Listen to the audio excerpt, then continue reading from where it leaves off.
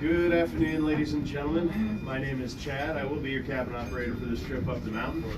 We're going to start out at an elevation of 6,559 feet. We are going to end up at an elevation of 10,378 feet. We're going to have a vertical climb of approximately 4,000 feet in elevation. Along the way, I'm going to point some rocks out to you to kind of give you a little bit of perspective of size and distance. We've come up with some kitschy names for them. Hope you like them. If not, we'll make up new ones. How's that? The tram was completed construction in 1966. May 7th of 1966 was its maiden voyage. Took a few hundred helicopter trips to build, a few trucks up this little road here. In the direction we're traveling, you'll notice this road come out here pretty soon. That road was used to come up here to Tower 1 to construct that tower. Now it's not a service road anymore. It is a hiking trail, so you can't hike to the base of that tower. We just ask that you do stay off of it. Tower 1 stands at a height of 232 feet, and it has an 18-degree tilt towards the city. That's to help with all the weight on the other side of it. Now when we do get up to this Tower 1, we will get a slight bump and a swing, so hang on for that.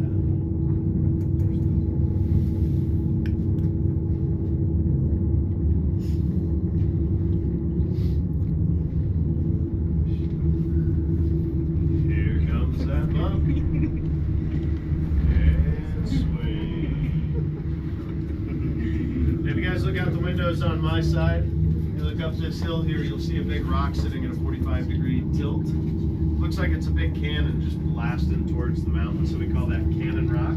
That is about the size of this cabin. Now if you look out the windows opposite me, you see a big giant boulder all by itself up there on a mound. Looks like a golf ball sitting there ready to get whacked into town, so we call that golf ball rock. That is approximately 2 times the size of this cabin. If you look in the direction we're traveling and just to the right, you see this big flat rock sitting there. I like to point that one out just to show you how precariously some of these giant boulders are sitting here. Now if you use your imagination, you can see a fin on there and an eye and a mouth. That rock is approximately 3 stories high, so we call that 3-story dory. And then if you look out the windows on my side, you follow this ravine up the hill just a little bit, you'll see what looks like a stack of rocks out there. It's actually one solid piece. It's just been weathered away by the elements. That is approximately 7 stories tall. We call that totem pole pinnacle.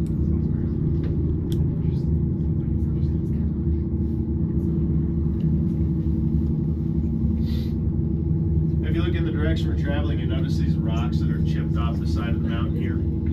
That is the only spot where we did have to dynamite blast rock out of our way. They thought about building a 3rd tower here, but they figured just chip that away a little bit and get away with just 2 towers. You can see all that right there.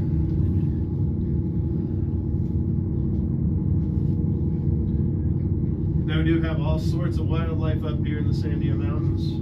We've got black bear, mule deer, mountain lions, bobcats, chupacabra, red-tailed hawks.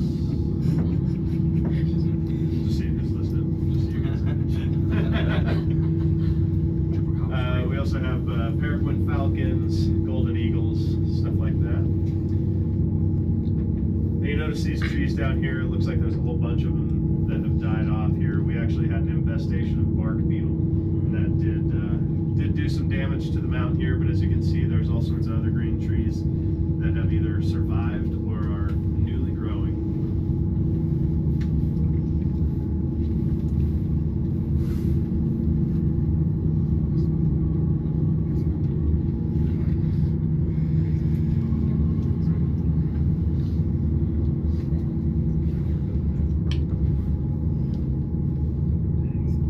When we do get those deer coming out, they start having their offspring. One of them actually likes to come up here underneath Tower 2, tucks up against that wall. She feels really protected. You'll see her sitting there all day. We'll go back and forth, and then all of a sudden there's a baby there with her. As we do come up to Tower 2, we will get a bump and a swing. So just be ready for that. If you keep your eyes in the direction we're traveling, you'll get that good view Tower 2, we did only build to a height of 80 feet. We had that natural boost right here on this ridge line. It's a perfect spot to build this tram. Get that up. And that swing. Now this lets us out into what is known as Big Canyon, because we're really inventive with our names here. And if you look in the direction we're traveling, you notice that tram car coming at us looks like it's traveling twice the speed we are. That's just an optical illusion. We're actually attached to the same cable, so we are moving at the same speed. And because we are attached to the same cable, as soon as we cross paths, we will be halfway up the mountain.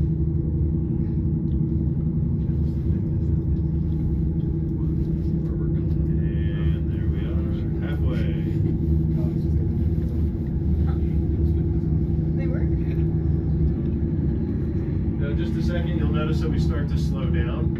That is because, as I said, we are attached to the same cable. This tram car has to slow down to go over that tower there. But as we do slow down, this marks the spot where we're highest off the ground on our entire journey. We are now approximately 1,000 feet up in the air, or just about 7.8 seconds.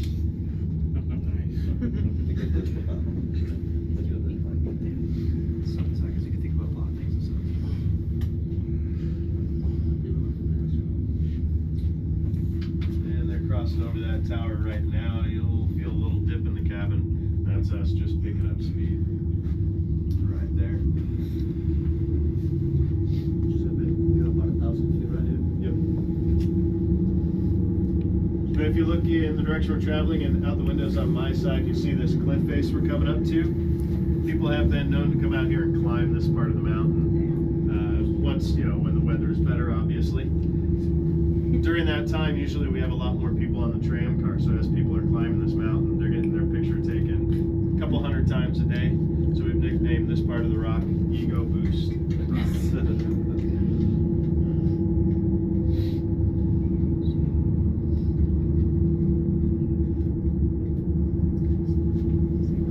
As we cross over Ego Boost Rock, that lets us out into what is known as Echo Canyon.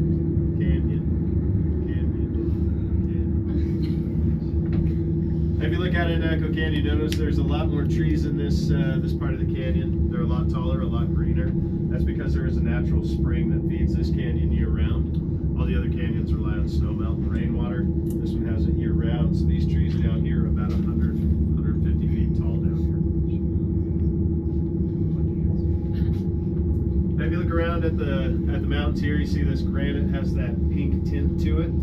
Comes from an element known as feldspar. That's what gives it that pinkish color. The Sandia Mountains got their name from the Spanish that were coming through the area. They saw this mountain range when the sun was setting. When the sun sets, it reflects off of these mountains, and it reflects the pinkish color, almost like a watermelon. And whether if you know it or you don't know it, Sandia is Spanish for watermelon. So these are the watermelon mountains.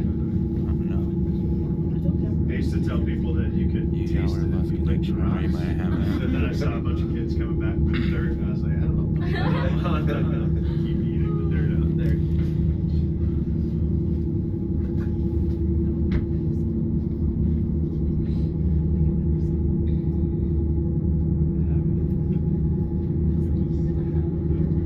If you look out my side of the cabin here and you look at the highest point out there, you notice it kind of squares off. Looks like there's two little holes up there.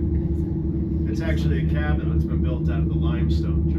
Back in the 30s, the Civilian Conservation Corps was out here building all these trails and roads. They needed a place to stay, so they built a wood cabin up there.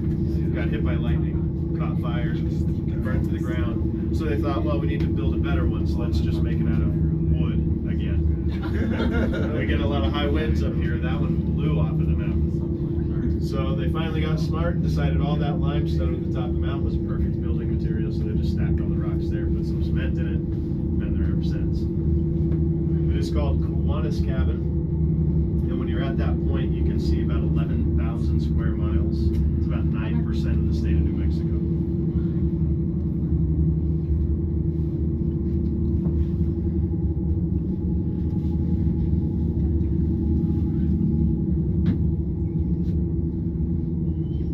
now slowing down again. That is Tower 1 crossing over, or I'm sorry, that is the other cabin crossing over Tower 1.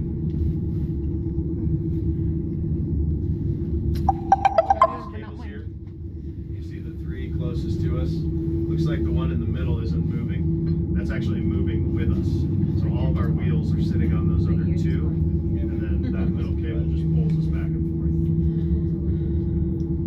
What's that?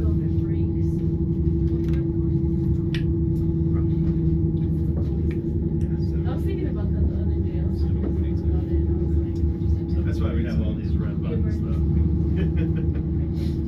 Just hang on. Oh, but if we go fast enough, then we're going all the way just to like the other direction. Yeah, I'd fall backwards. That's what I have. Maybe look at the rocks as we're coming up here. You'll notice they changed from that pink color to this white color here. This is a layer of limestone up at the top of the mountain. This used to be an ancient seabed, this whole area. So in this limestone, you can actually find ancient sea creatures fossilized way up here in the mountains, which I think is really neat. If you get off of the tram here when we offload, you go straight ahead into that building. That's known as the Four Seasons Visitor Center. There's a piece of limestone back there that has those sea creatures in there, and it can tell you more about all the fossils that you can find up here.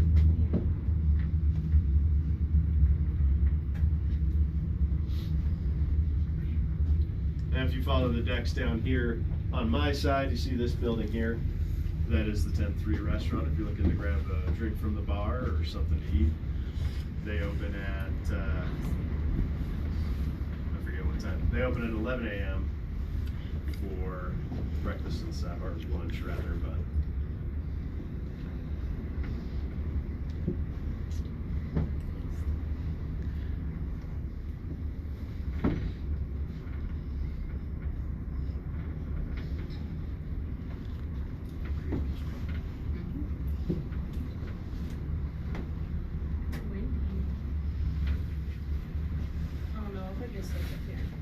It's always been here.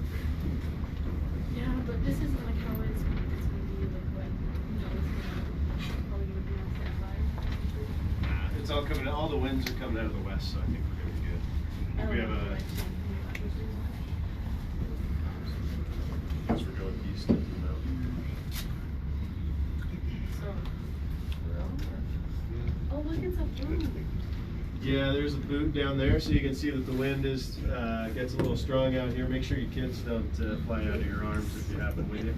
Or a box of Brussels sprouts. There's a box of Brussels sprouts out there. Yeah.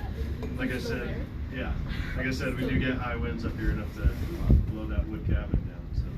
And as we come into the upper terminal here, we will experience a bump as we come into dock. I'll try and prepare you for that. Should happen right around here. That was off just a little bit right here. Now we may get one more bump as we come fully into dock, so be ready for that.